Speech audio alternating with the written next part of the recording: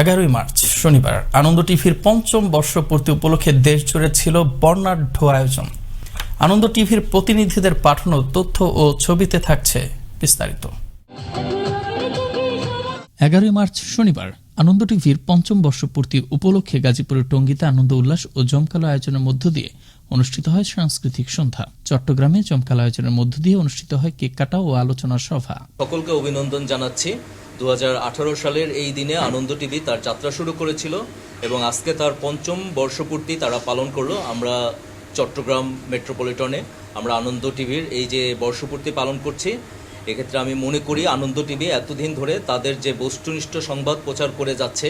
আনন্দ টিভির প্রতিষ্ঠাতা এবং সকল যারা কর্মী রয়েছে তাদের সবাইকেও ধন্যবাদ এবং শুভেচ্ছা জানাচ্ছি। আনন্দ টিভি দীর্ঘ 5 বছর ধরে সারা বাংলাদেশ এবং বিশ্বব্যাপী বস্তুনিষ্ঠ নিরপেক্ষ সংবাদ প্রচার করে আসছে বলেই আজকে তারা পঞ্চম বর্ষপূর্তি সফলভাবে পালন করছে।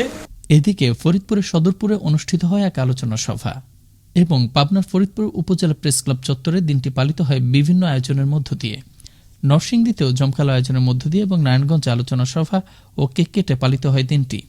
গাজীপুরের কোনাবাড়িতে অনুষ্ঠিত হয় এক আলোচনা সভা।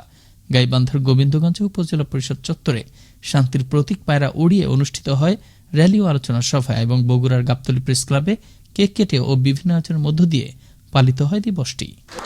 শুভ দিন। মুস্তফা কামাল তোহা, আনন্দ টিভি, ন্যাশনাল ডেস্ক।